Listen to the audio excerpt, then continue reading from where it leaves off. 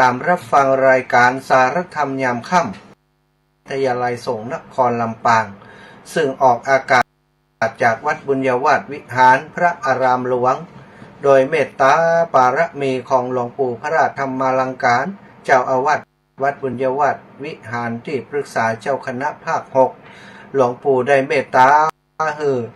อาตมาภาพมาจัดรายการกับครูบาอาจารย์เครือข่ายพระเผยแผ่พระพุทธศาสนาจังหวัดลำปางตั้งสถานีแห่งนี้เป็นเวลาร่วม2 ปีมาแล้วศรัทธาญาติโยมวันนี้เป็นโอกาสพิเศษนะเนื่องจากว่า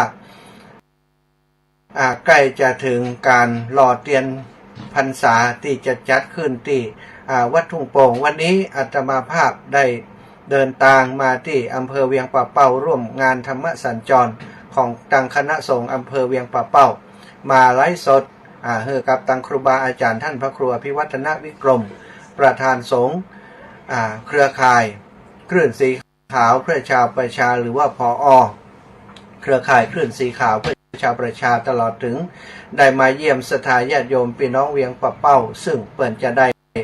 เดินทางไปร่วมกิจกรรมในวันที่15กันนักกันหลายบางพ่องก็ใครได้เตียนบางพ่องก็อยากจะถวายปัจจัยร่วมบุญในครั้งนี้อาตมาภาพก็เลยได้มาร่วมกิจกรรมกับธรรมสัญจรซึ่งจัดขึ้นที่วัดโป่งเทวีอำเภอเวียงป่าเป้าจังหวัดเชียงรายจากนั้นก็ได้เดินทางไปที่แม่สวยกลับมาศรัทธาว่าจะกลับไปจัดรายการที่สถานีวิทยุที่วัดทุ่งโป่งติดตั้งเครื่องไว้ตั้งปุ้นเนาะมาถึงวังเหนือนี่บัดตันแล้วขึ้นละขึ้นมาได้ว่าบัดตันก็ดีเหมือนกัน จะได้แวะที่ชมรมคนพิการอำเภอวังเหนือเพื่อจะได้พบกับน้องเจ้าขุนแล้วก็จะได้ให้เจ้าขุนได้ออกรายการโดยสำหรับค่ำวันนี้ตอนนี้เจ้าขุนก็รอเตรียมความพร้อมแล้ว ก็เดี๋ยวรอสักกรรมก่อยพบเนาะในช่วงต้นชั่วโมงนี้ตามปกติที่เข้ารายการมาก็จะปาศรัทธากันพร้อมกันแล้วก็กราบพระเนอะกราบ1พุทโธเมนาโถกราบ2ธัมโมเมนาโถกราบ3สังโฆเมนาโถพุทธังอภิปูชยามิอิมินาสการเรนะธัมมังอภิปูชยามิอิมินาสการเรนะสังฆังอภิปูชยามิอะระหังสัมมาสัมพุทโธภะคะวาพุทธังภะคะวันตังอภิวาเทมิกราบสวากขาโตภะคะวะตาธัมโมธัมมังนะมัสสามิกราบสุปฏิปันโนภะคะวะโตสาวกสังโฆสังฆังนะมามิกราบนะโมตัสสะภะคะวะโตอะระหะนะโมตัสสะภะคะวะโตอะระหะโตสัมมาสัมพุทธัสสะนะโมตัสสะภะคะวะโตอะระหะโตสัมมาพุทธังสารนังคัจฉามิธัมมังสารนังคัจฉามิสังฆังสารนังคัจฉามิตุติยัมปิตุติยัมปิธัมมังสารนังคัจฉามิตุติยัมปิสังฆังสารนังคัจฉามิตติยัมปิพุทธังสารนังคัจฉามิตติยัมปิธัมมังสารนังคัจฉามิตติยัมปิสังฆังสารนังคัจฉามิอิติปิโสภะคะวะอะระหังสัมมาสัมพุท พุทโธวิชาจารณะสัมปันโนสุขาโตโรกาวิทูอนุตตโรปุริสธรรมะสารถิสัทธาเทวมนุษสานังพุทโธภควาติสวะคาโตภควตาธัมโมสันติติโกอากาลิโกเอหิยิโกปัจจัตตังเวทิตัพโพวินโยหิติสุปฏิปันโนภะคะวะโตสาวกสังโฆอุชุปฏิปันโนภะคะวะโตสาวกสังโฆยายาปฏิปันโนภะคะวะโตสาวกสังโฆ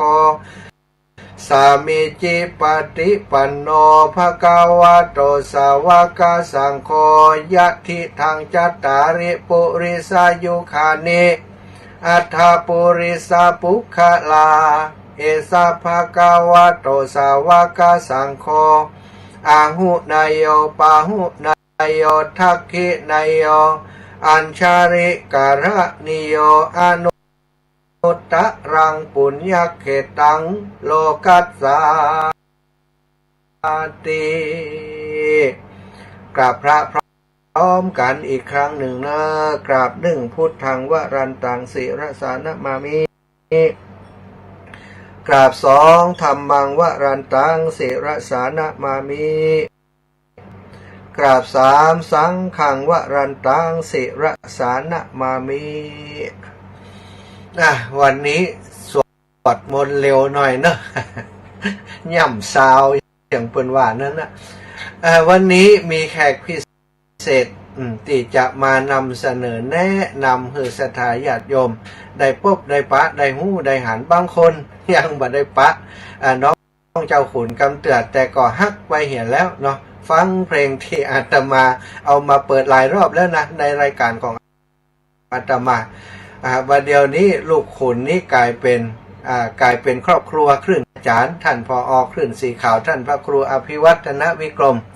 ก็ได้เมตตาเจ้าขุนเป็นพิเศษศรัทธาญาติโยมคงเคยได้ยินว่าตอนปอประนตวัฒนาสวัสดิ์ประธานชมรมผู้พิการอำเภอวังเหนือได้เสียชีวิตไปท่านอาจารย์พระครูอภิวัตรก็ได้เมตตามาร่วมในงานศพโดยในวันนั้นแม้กระทั่งท่านอาจารย์หลวงพ่อเจ้าคณะอำเภอวังเหนือท่านมหานพดลพระอาจารย์มหานพดลสุวรรณเมธีก็ได้เมตตากับเจ้าขุนมามีงานกฐินที่วัดของท่านอาจารย์น้องเจ้าขุนก็ไปโอ้เปิ่นหันเจ้าขุนแล้วเปิ่นดีใจตอนนั้นเปิ่นก็มาช่วยงานของน้องเจ้าขุนมาเตะที่งานศพคุณประนตโดยหลวงพ่อเจ้าคณะอำเภอวังเหนือศรัทธาญาติโยมวันนี้อาตมาภาพผ่านมาที่ชมรมคนพิการอำเภอวังเหนือโดยบ่ตั้งใจนะวันนี้บ่ได้ตั้งใจว่าจะมาจัดรายการที่นี่มากึดไกลติกระหว่างทางว่าอันไปจัดที่อื่นบัดตันแล้วจะแวะที่ชมรมคนพิการอำเภอวังเหนือก็เลยเหลือเวลาแหมสัก30 นาทีระหว่างอยู่กลางทางก็ได้โทรมาหาแม่โดโยมแม่ปราณีวัฒนาสวัสดิ์ซึ่งเป็นแม่อุปถัมภ์ของน้องเจ้าขุนว่าแม่โดก็เดี๋ยวจะไปจัดรายการที่ชมรมเนอะบอกน้องเจ้าขุนเตรียมความพร้อมกันเดี๋ยวจะเชิญเจ้าขุนเข้ารายการโดยเนาะวันนี้ศรัทธาอีพ่ออีแม่บางท่านที่แจ้งอาตมาบอกให้ประกาศชื่อของศรัทธาญาติโยมที่ร่วมลงทานและส่งรายชื่อมาให้ประกาศว่าเปิดได้หอมบุญมาแล้วเนาะสะพานบุญที่มีความเป็นห่วงกว่าว่าคนที่เปิดหอมมาบ่ได้ยินชื่อเปิดจะน้อยใจแล้วก็จะถามอยู่หั่นนะ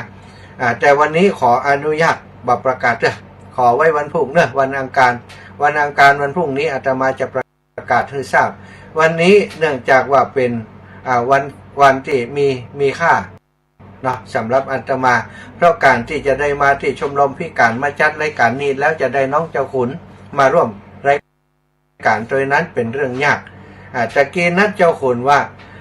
19:30แต่บัดเดียวนี้พอคนที่เข้ามาดูทางไลฟ์สดกูเตือนลุงจัดคนเดียวมี10 คนก็มาถึงบัดเดียวเช้าป่ายแล้วนะ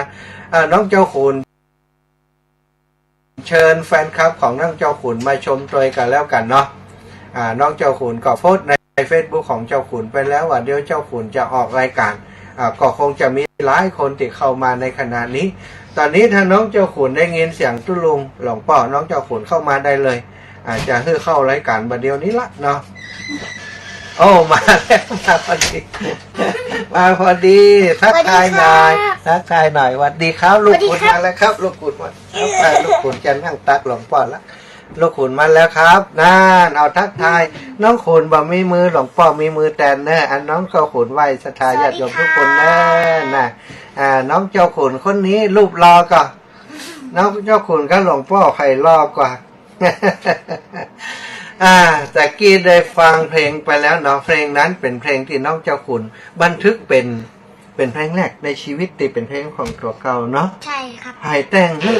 ครูปอดครับครูปอดอย่างมาเก่งแต่ว่ามันเดียวนี่ครูปอดก็ดูอยู่นั่นฮะครูปอดอยู่ที่ไหนบ่หันอันนั้นเราบนฮัลโหลครับครูปอดดูอยู่ขอบคุณครูปอดเป็นเพลงที่เป็นชีวิตจริงทั้งหมดของน้องเจ้าขุนครับทำไมแต่งได้ดีจังเลยเก่งจังเลยเนาะออกมาจากหัวใจเนาะถ้อยคำทุกอย่างออกมาจากหัวใจน้องเจ้าขุนขอโทษแฟนรายการเพราะหลายคนให้กับน้องเจ้าขุนหลายรอบแล้วขอโทษครับขอโทษครับหลายคนฟังแล้วประทับใจแล้วก็ให้โดยน้องเจ้าขุนตอนฟังแรกๆตอนอ่านเนื้อแรกๆให้ก็กัดอกก็กัดอกน้อยกัดอกน้อยเดียวนักก็นักแข็งหน่อยกัดอกเนาะน้องเจ้าขุนเป็นคนที่เป็นเด็กที่ใสซื่อนะศรัทธาอย่างที่เกิดขึ้นกับตัวนี้เปิ่นจะบอกคือเฮาแบบที่เปิ่นบอกแต่กี้นะให้น้อยนี่แสดงว่าในใจเปิ่นปกติน้องเจ้าขุนจะเป็นคนที่ชอบให้กำลังใจคนอื่นเวลาทุกข์ใจเวลาร้องไห้นี่จะบ่ค่อยให้ไผหารแม่นครับแม่นวันก่อนเพลงนี้น้องเจ้าขุนซ้อมร้องคนเดียวแล้วไปร้องให้คนหนึ่งที่เมืองปานฟังคือไผแม่ต้อยแม่ต้อยบอกว่าแม่ต้อยฟังเพลงแล้วแม่ต้อยจะให้แม่ต้อยเลยจนจบแม่ต้อยก็บอกว่าน้องก็เลยให้ตัวเนาะก่อนที่จะให้น้องเจ้าขุนอู้เรื่องอื่นที่หลวงตาจะหลวงพ่อจะสัมภาษณ์น้องเจ้าขุนจะให้น้องเจ้าขุนร้องเพลงนี้สดเลยบ่มีดนตรีนะได้ก่อนได้นะเอาเลยปรบมือให้ก่อนปรบมือให้น้องเอาเลยน้องเจ้าขุนถนัดยืนเพิ่นเวลาเพิ่นไล่สดเพิ่นจะยืนใช่ไหมหลวงพ่อกดลงให้แล้วน้องเจ้าขุนร้องได้เลยเอาสดไปเลยอย่างก้นก็ได้ตามสบายเอนเตอร์เทนเองเลยสวัสดีแฟนรายการสารธรรมยามค่ำของหลวงพ่อแม่นเล่สวัสดีครับแล้ว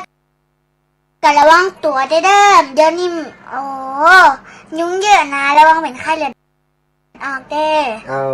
เป็นห่วงแฟนรายการตัวคุณกำมือครบเลย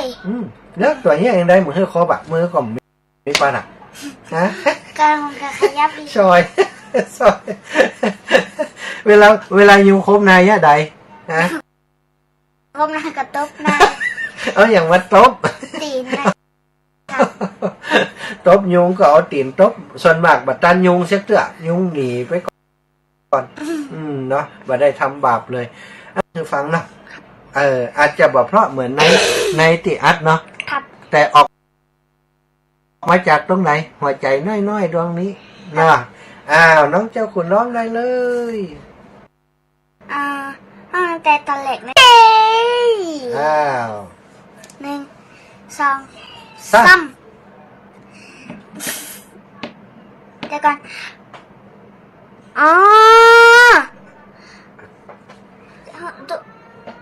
อะไรไม่เคยดูเหรอไม่ดูตัว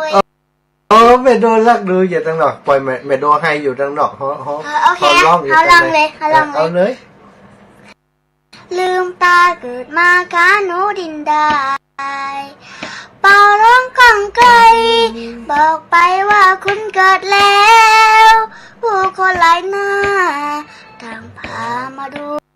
มาแซวว่าคุณเกิดแล้วแต่ แต่ว่ามือนะไม่มี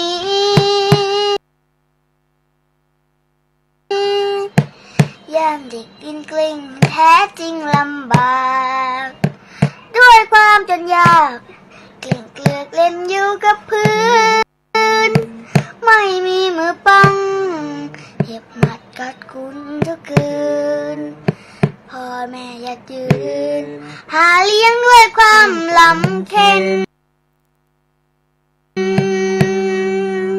ก็ไม่อยากทุกคนลำบากต้องพึ่งพาอาศัยเหตุผลพ่อมีพ่อแม่จำต้องลาไกลแยกทางกันไปทิ้งไว้กับย่าสองคนโอ้เพราะมากต่อ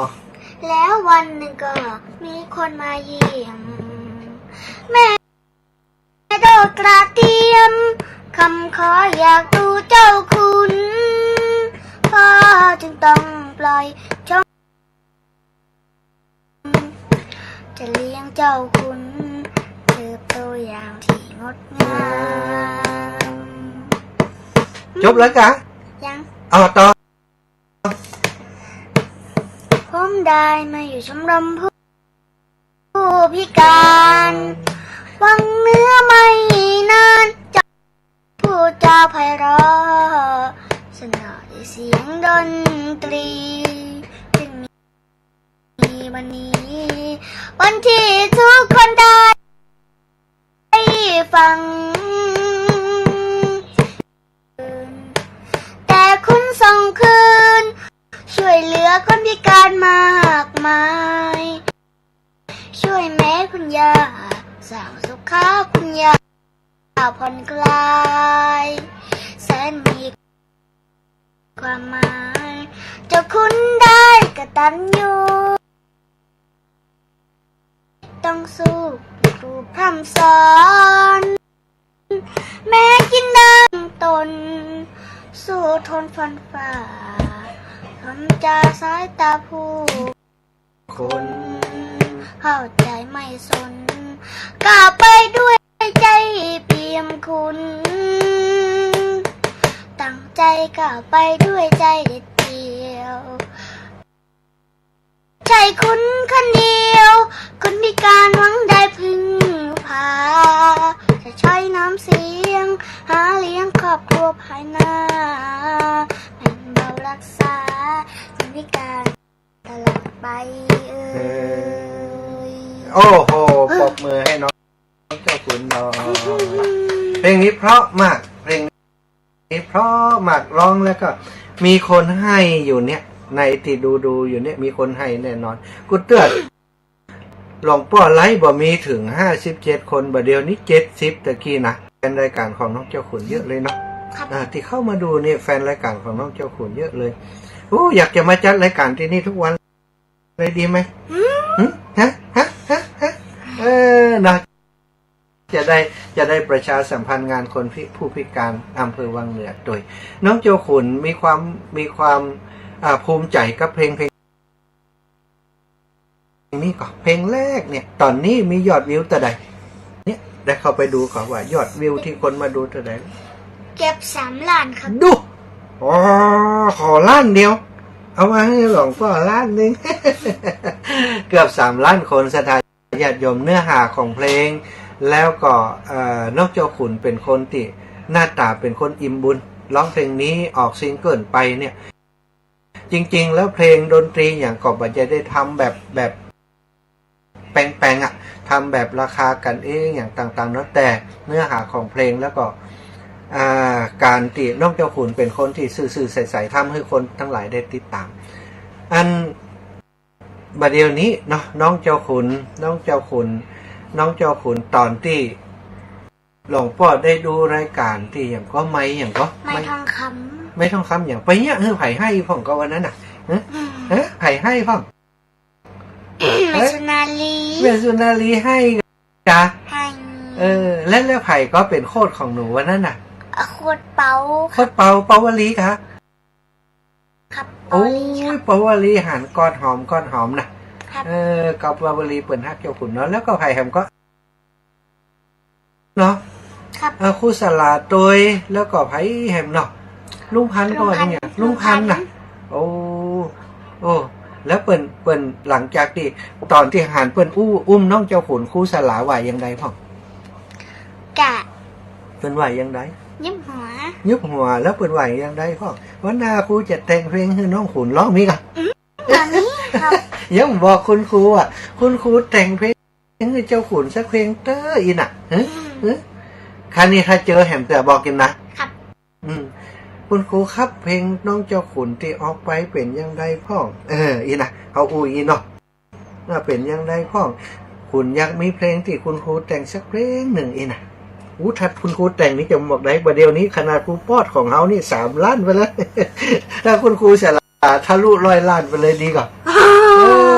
จะได้ช่วยคนแหมเยอะเลยเนาะลูกเนาะจะได้ช่วยลูกทุกวันนี้น้องเจ้าขุนกึดแต่ว่าจะช่วยคนอื่นนะศรัทธาญาติโยมเงินที่ได้มาทุกครั้งที่ไปออกเอาไว้เป็นหยังเป็นการศึกษาการศึกษาเนาะแล้วที่สำคัญบ่ได้เก็บคนเดียวให้เก็บฮึเมโดเมโดจะเป็นคนเก็บดูแลให้มุดตอนนี้ตุลุงรับทราบมาว่าอันน้องเจ้าขุนนี้อันได้แปลงบ้านเมโดแปลงบ้านให้น้องเจ้าขุนจริงหรือเปล่าจริงครับโอ้แปลงแล้วยังประเดี๋ยวนี้ยังไม่ได้แปลงเลยครับโอ้ยังแล้วเนาะได้ฮู้ก็ว่าทำไมเมโดถึงอยากแปลงบ้านให้น้องเจ้าขุนก็โตมาจะมีทีอยู่ครับอย่างตรงนี้ก็เป็นชมรมคนพิการนี่เนาะครับแล้วก็จะต้องใช้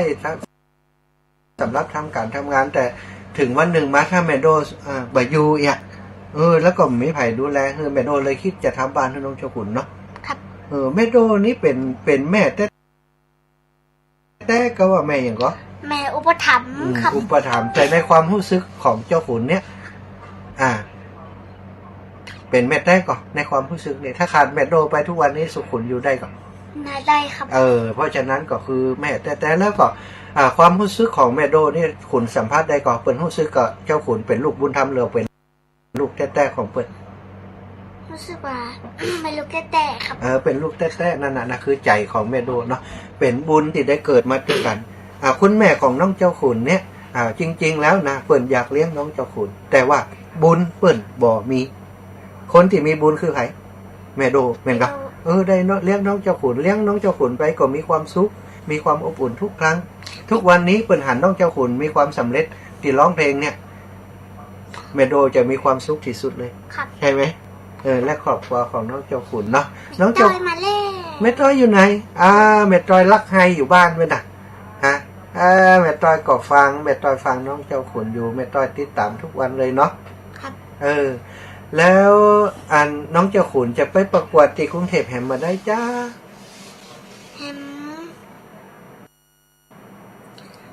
เดี๋ยวเขาจะบอกครับเขายังเปิ่นจะแจ้งไหมเนาะเปิ่นจะแจ้งเปิ่นจะบอกมาตอนนี้ยังบอกแต่ได้ไปตอนนี้เข้ารอบไปแล้ววันนั้นร้องเพลงอย่างก็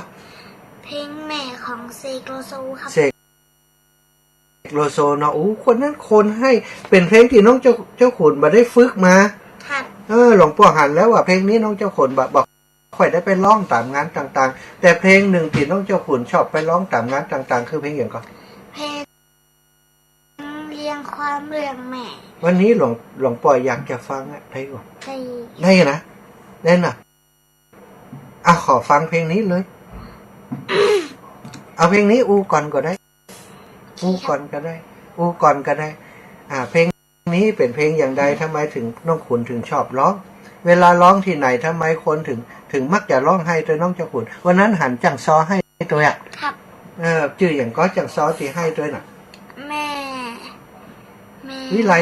อย่างก็ใช้ประกันอย่างก็นึกมาออกแล้วเดี๋ยวกูนึกบอก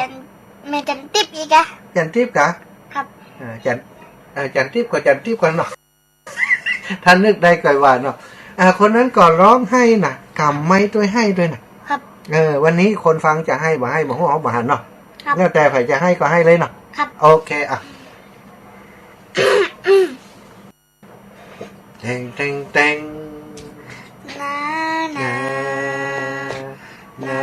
นา นานานานา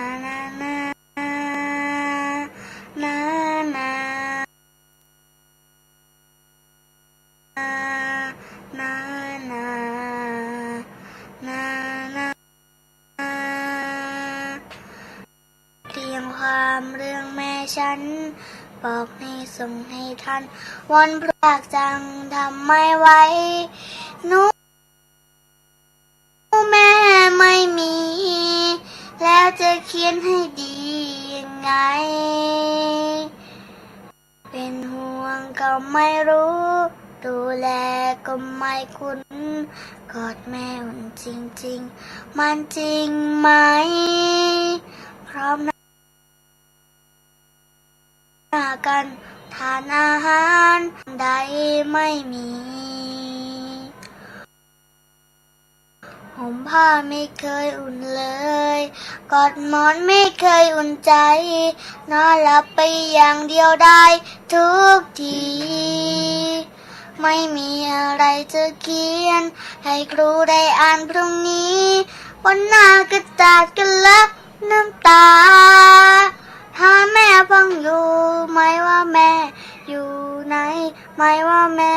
เป็นใครช่วยส่งรักกลับมาถ้าแม่ฟังอยู่คิดถึงหนูหน่อยนะหนูขอสัญญาว่าหนูจะเป็นเด็กดีนานานานานานานา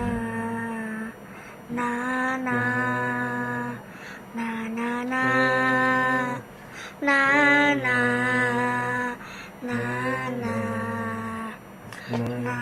า โอ้เพราะมากบัดตันเอาอันคาราโอเกะนิสกรรมเอ้าญาติโยมทั้งหลายมีหลายคนตะกี้ตอนน้องเจ้าขุนร้องเพลงอยู่น่ะโทรศัพท์มาทึดๆตอนนี้อยากจะศรัทธาญาติโยมจะได้อยากตีอยากอูกับน้องเจ้าขุนไผอยากถามหยังแต่คือเวลาบ่นักนะคนละประมาณสัก10 วินาที โทรมาเบอร์นี้0808844173โยมแม่ปุ๋ยอู้เลยสวัสดีครับโอ้น้องน้อย ครับน้องน้อยครับ ครับผม วันที่15เมย์จะไปหาเด้อน้องเด้ออ๋อครับ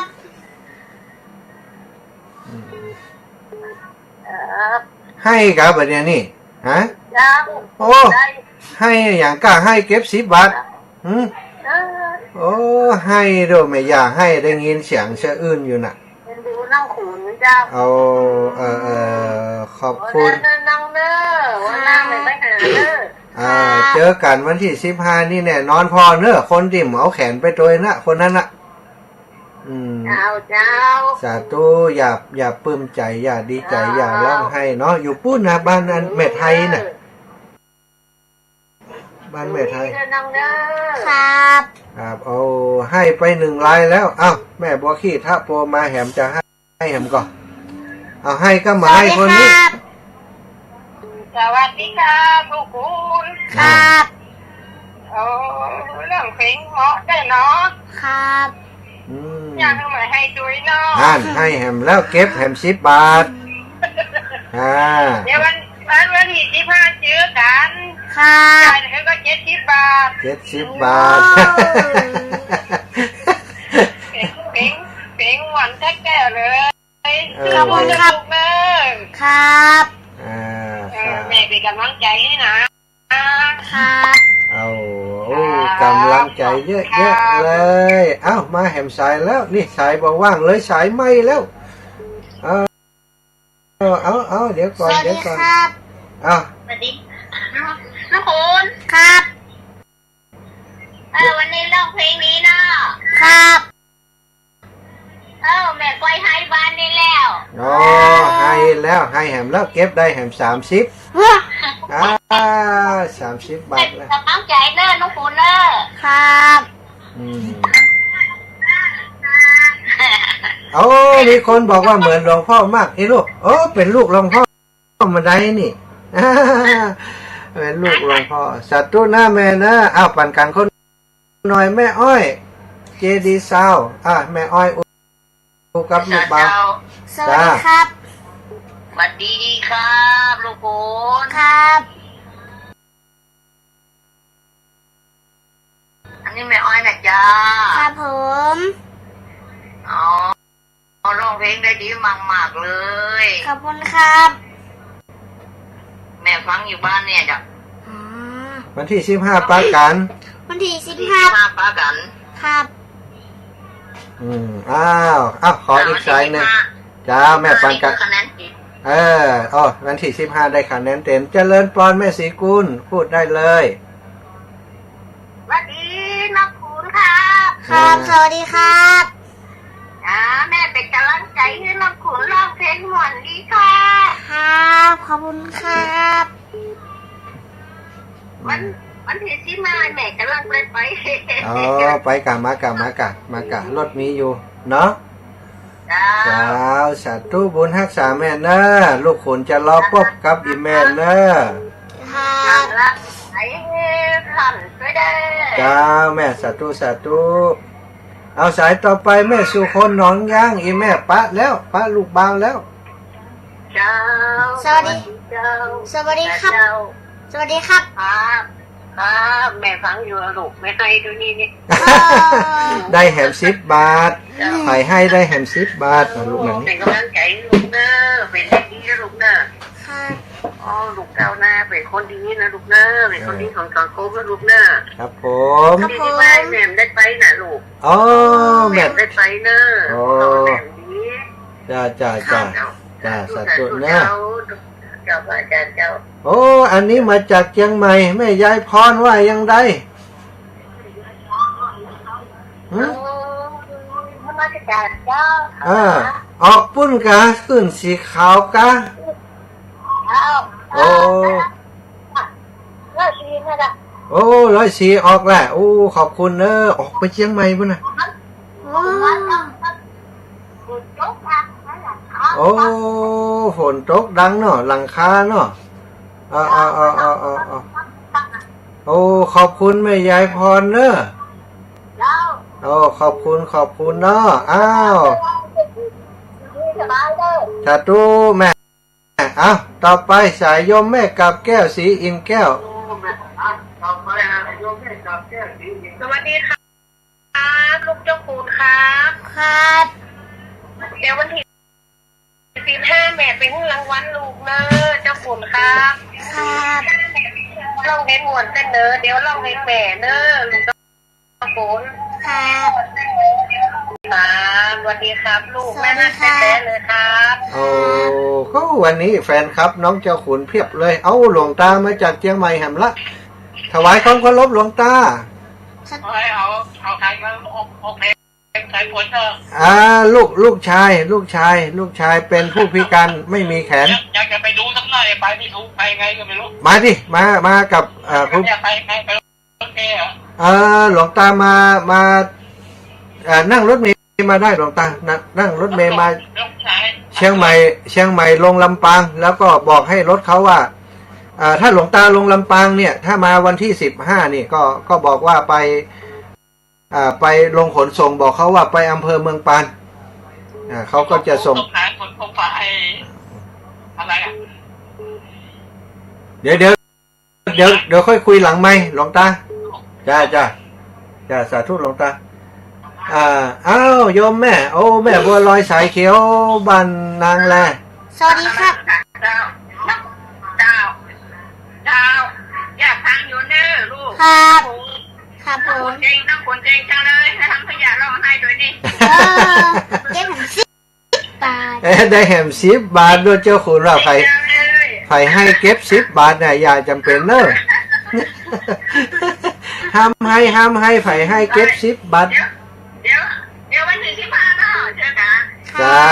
ย่าเจอกันเอาดอกเอาแม่ย่าแม่ไล่ภาพเตจะเจริญปอนแม่ย่าครับแล้ว จ้า บอกว่าจะถ้าอาจารย์ติ๊กอยู่นะ นี่กะถึงกันวังเหนืออยู่นี่แม่ เราก็ได้ว่าท่านนอนเตียนวัดหลวงพ่อ อ๋อบัดได้นอนแม่เพราะว่าผู้เจ้ามีงานอยู่น่ะ อ๋อแต่จะเดินทางไปเดินทางปลอดภัยเลยอาจารย์เจ้า เจ้าสาธุนะแม่นะ จ้าตัวเจ้าจ้าตัวเจ้า สวัสดีครับ สวัสดีครับ เจ้าคุณเจ้า เจ้าทานกันเนาะ ครับ เอา ไปไรเนาะไปไรจะไปหาเนาะ ค ดู รับ สาธุ สาธุครับ โอ้ เจ้า แม่ลายภาพติดจ้าแม่อัมพรปันทางรถบันสันบุญเรืองให้ก็มาให้รายงานด่วน ทางเจ้าวันนี้ที่พานจะได้ไปร้องเพลงใส่ข้องขุนดอกบัว ดอกบัวล่องสักท่อนแล้วดอกบัว มีได้แต่กะล่องสักท่อนละ ชอบแต่เดี๋ยวจะออกไปต้องขุนสวย เอาล่องมาเดียวนี้สักท่อนนะ ดอกบัวดอกหนึ่งพึงใจไว้เพื่อบูชาแม่องค์พระศาสดาสัมมาสัมพุทธเจ้าอ๋อเนาะ โอ้บัดธรรมดานี่โอ้แม่อัมพรปันทางรถอดีตเป็นนักร้องอันขาย RS น่ะนี่ขอบคุณ เนี้ยได้เดี๋ยวชื่อต้องขุนมันเยอะเนาะ เดี๋ยวจะให้เห็นว่าเดี๋ยวจะให้วันที่15ปะกับหลานเบาเนอะแม่เนอะต่อไปแม่บัวลอยชัยสวรรค์ซบก็แม่สวย เจ้าจะได้มาถึงแม่สักคำ อีแม่อันอย่างก็เขาไปถึงฮั่นแล้วมันค่ำอีน่ะก็ว่าจะมาจัดรายการฮึตันเนี่ยอีแม่เดี๋ยววันที่13เขาจะแวะหาเอาเจ้าเนาะแม่เนาะ13นี่ในการ13จะแวะหาแม่เอาเนอะมันนั้น บางหลานยินดูหลานเนาะ เจ้าขุนนะทักทายกับหลานเลยแม่ สวัสดีครับ สวัสดีครับหลานเอ้ย ครับ ให้หลานมีความสุขมีความก้าวหน้าเจริญต่อไปเนอะไอ้เนอะ ครับ เดี๋ยววันหลังขุนจะไปแอวหา ครับ ว่าแอวหาแม่เธอแม่ไปหาบัดได้เนาะ ครับ โดยอาจารย์มันเนอะ ครับ ครับผมขอบคุณนะแม่เนอะ เจ้า เจ้าเลินปอนแม่จันโยมแม่จันปังงิ้วเจ้าน้ำมันสกัดเจ้าน้องเจ้าฟูนสวัสดีครับ สวัสดีครับ แม่ติดตามลูกเนอะไม้ทองคำเนี่ยเขาบอก รุ่นอยู่ เจ้ากำลังใจเลยน้องหูน ครับ วันนั้นมาหาหลวงพ่อที่อันมาซื้อทุกปอที่สันมนาเนี่ยก็ฟังนะ อ๋อ ติดตามดู จ้า ได้โทรหา ครับ เจ้า จ้าวันที่15ป้ากันนี่แม่ป้าหลาน เจ้าได้ป้าน้องขุนเนาะ เจ้าแม่ ครับ เจริญปอนแม่คำมูลบ้านประจันเวียงปะเป้า เจ้ากาภาษาเจ้าทำมาหา ทักทายลูกเบาน้อย สวัสดีครับ ขอบคุณครับ ครับ ครับปลูกเอาวันที่15ป้ากันเนาะต้องเจ้าขุนเนาะ ครับ ครับแม่ก็จะไปอยู่ โอ้ไปปะกันเนาะ ไปย้ายไปอยู่เลย ครับ สองกันรถ ดู สองลำรถ ดู2 ตู้กันนะดีใจจะป้า ดี แฟน ใจ ครับ ขนาดเลย ติดตามผลงานเจ้าขุนจิม น้องเจ้าขุนโดย ครับผม ฝากติดตามผลงานน้องเจ้าขุนจิมเนอร์ ครับ เนาะดูใน YouTube ก็ได้เนาะน้องเจ้าขุนเนาะบัดเดี๋ยวนี้มีเพจของน้องเจ้าขุนตัว ครับ TikTok ก็มีTikTok ก็มีโอ้เป็นคนดังแล้วบัดเดี๋ยวนี้วันหน้าบัดล่างลืมหลวงพ่อเฮก้าดังแล้วบัดฮู้จักกันอันนี้ใครอิ่มฮู้เนาะศรัทธาญาติโยมที่ได้ฟังไปตะกี้เนาะก็มีศรัทธาอีปอยแม่ได้โทรมาหาน้องเจ้าขุนนะโทรมามาจากกันบางพ่อก็ตะกี้มีคนให้หลายคนได้หลายตังค์อยู่เนี่ยเขาเก็บ100บอกไผให้เก็บ100บอกฮะ10 บาทปะ 10 บาทกับพอตะกี้มีคนขอว่าขอเพลงแม่เสกโลโซแห่งกำบอกติสุรันดีให้วันนั้นน่ะ เอาสักทันหนึ่ง ท่อนหนึ่งเอาท่อนหนึ่งเอา วันนั้นมีคนให้น่ะ คิดถึงแม่ขึ้นมา น้ำตามันก็ไหล อยากกลับไปซบลงที่ตรงตักแม่ ในอ้อมกอดรักจริง ที่เที่ยงแท้ในอกแม่ สุขเกินใคร รับสายก่อนสายนี้มาแล้วเจริญปอนแม่ สวัสดีค่ะ สวัสดีครับน้องขุน น้องกิ่งดีต้า สวัสดีครับ ตะกี้ยายมาได้ฟังน้องขุนสักกรรมฝนตกหน้าเกินไปดังราคาดัง โอ้เจ้าแม่ เจ้าลูก35ก่อนนะ โอ้ดีละจุ่มเย็นนะแม่เนาะ เจ้า เจ้าสาธุขอบ กำลังมาเปิดทางคนเดียวเจ้าขุนน้องเจ้าขุนพอดี โอ้ดีกะวันนี้จกดีป้าหลานน้อยเจ้าสาธุนะแม่ ขอน้องเจ้าขุนมีสุขภาพแข็งแรงนะลุงเด้อ ครับ ร้องเพลงเก่งๆเป็นคนเก่งเป็นคนดีนะลุงเด้อ ครับ สาธุ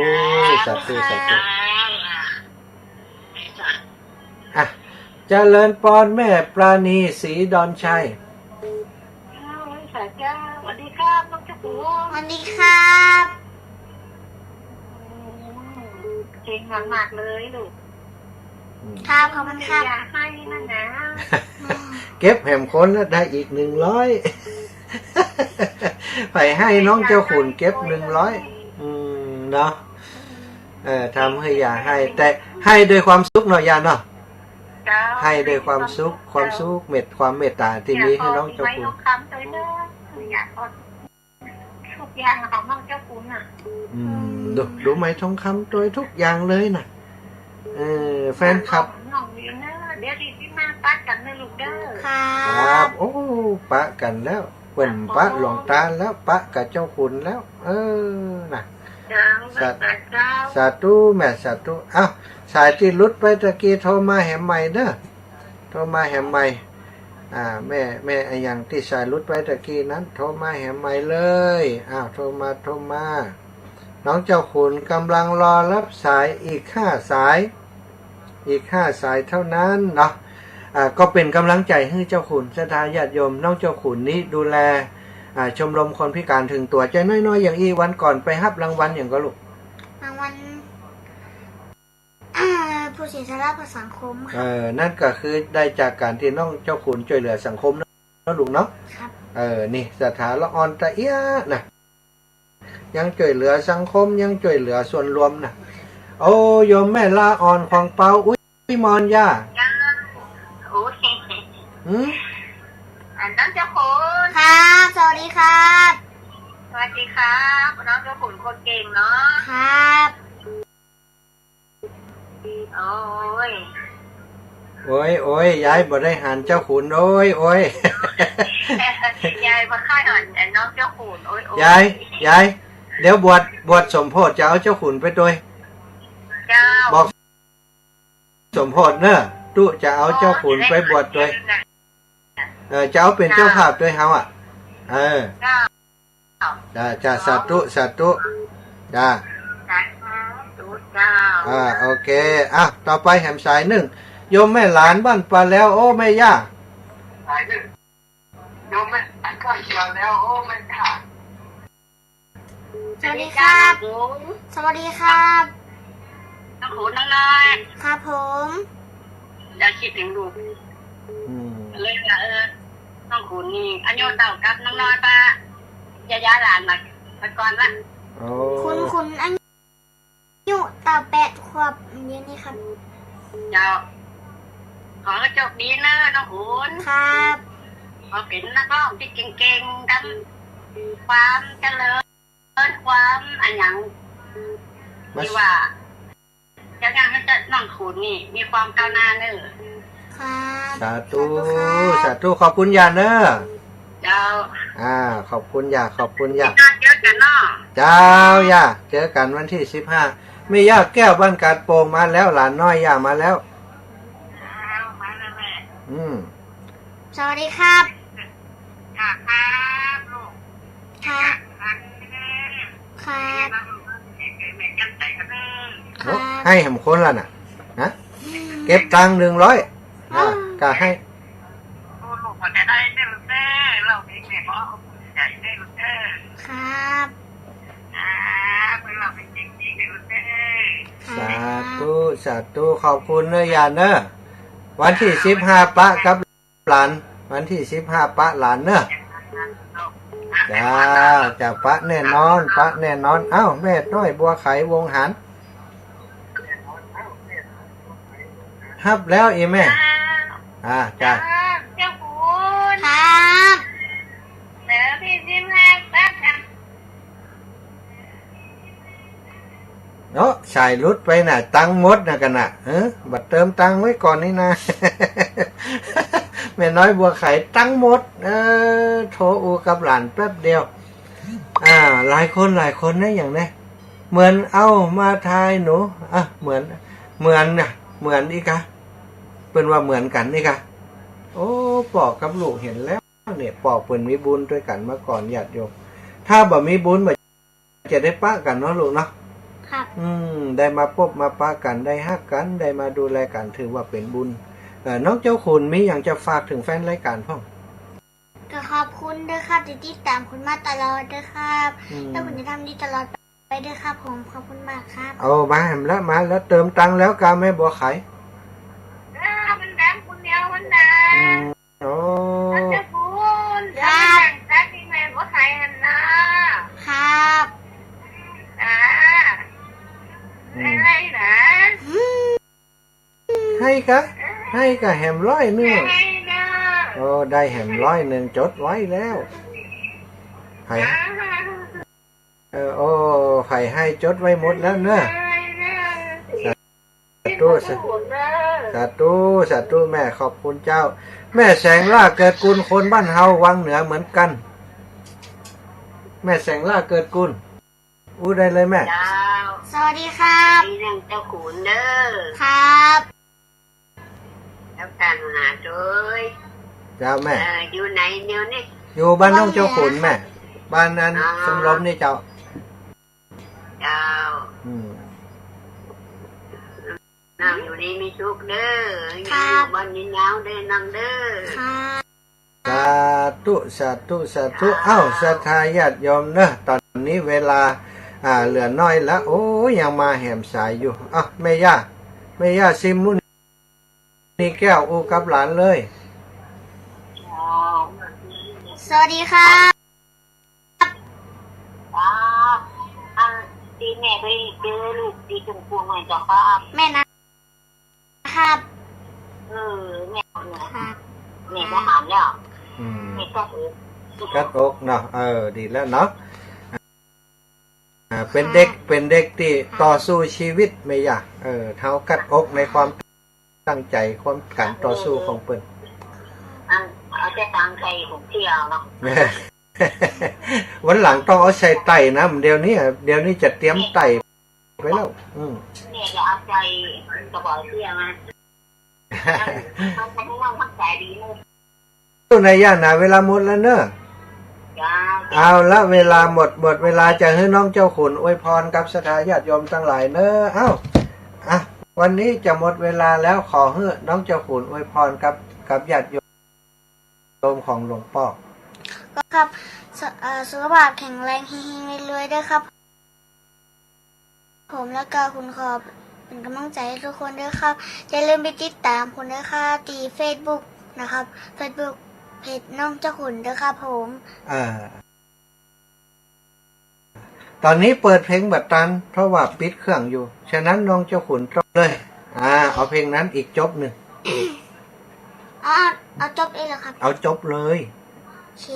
จะพอไปดีเวลาพอดีลืมตาเกิดมาค้าโนดินได้เป่าร้องกังไกลบอกไปว่าคุณเกิดแล้วผู้คนหลายหน้าต่างพามาดูมาแซวว่าคุณเกิดแล้วแต่ว่ามือน้ำไม่มียามเด็กกลิ้งแท้จริงลำบากด้วยความจนยากกลิ้งเกลือกเล่นอยู่กับพื้นม ไม่มีมือป้องเก็บหมัดกัดคุณทุกคืนพ่อแม่อย่ายืนหาเลี้ยงด้วยความลำเค็ญทั้งนมผ้าอ้อมพ่อยอมในยากทุกคนลำบากต้องพึ่งพาอาศัยเหตุผลพ่อมีพ่อแม่จำต้องลาไกลแยกทางกันไป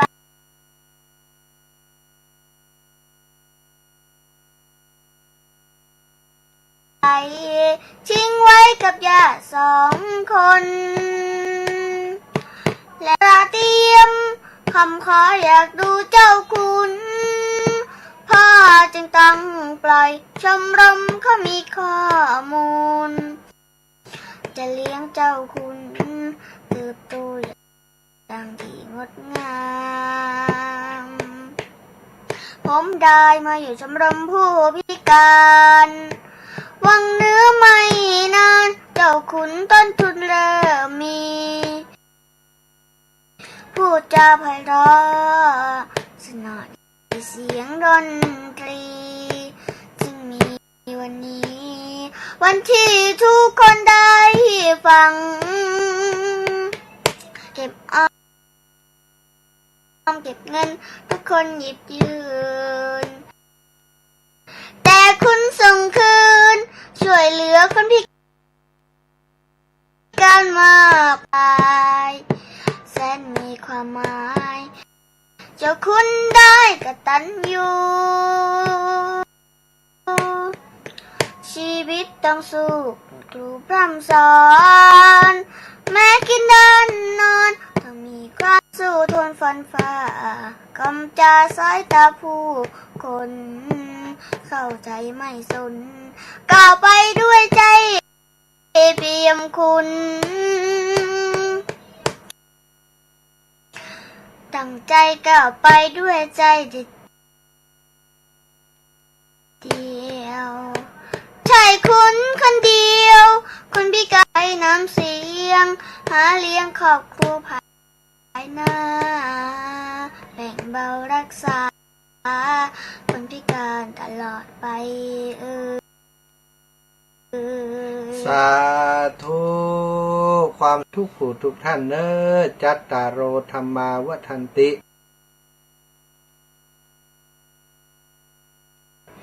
อายุวันโนสุขังพระลัง